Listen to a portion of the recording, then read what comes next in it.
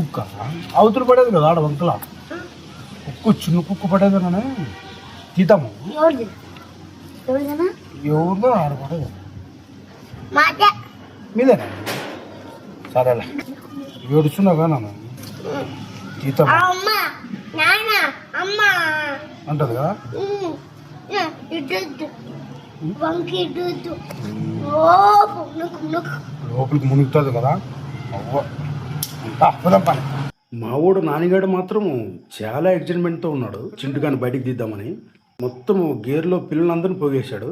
రానాన్న చింటుగాడు పెద్ద వంకలో పడిపోయి ఏడుస్తున్నాడు అని చెప్తున్నాడు.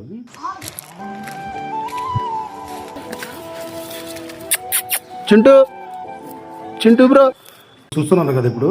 ఇదే అది కాలువ ఎట్లా తీయాలి దాన్ని అని ఆలోచిస్తుంటే నాకు ఒక ఐడియా వచ్చింది. దాన్ని తీయడానికైతే రాదు చింటూ బ్రోని. ఏం చేద్దామో అని డైరెక్ట్ నేనే దిగేశాను ఇంకా ఆ వంకలోకి.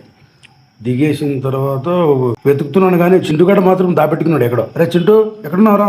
ఆడే ఆడే అది తీ అది అవి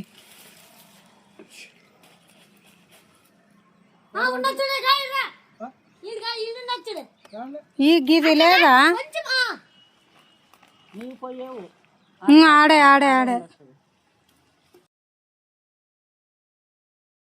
రే చింటూ దొరికేసాడు. ఏ సేఫ్ చింటుగాడు. చూడండి ఫ్రెండ్స్, చింటుగాడు అయితే అమ్మయ్య తప్పించుకున్నాను రా. అరే నరసింహ థ్యాంక్స్ రా అని చెప్పుకుంటూ చింటు బ్రో వెళ్ళిపోయాడు కానీ మాకు దొరకలేదు. దిగేదైతే దిగాను కానీ ఎక్కడానికి వచ్చింది ఇప్పుడు తిప్పులో. ఏ దేవుని మీద భారం వేసి ఎక్కేస్తాను ఫ్రెండ్స్. అమ్మయ్య చింటు బ్రోని అయితే సేఫ్గా బయటకు తీసుకొచ్చాం ఫ్రెండ్స్. ఓకే ఫ్రెండ్స్ థ్యాంక్స్ ఉంటాను మరి.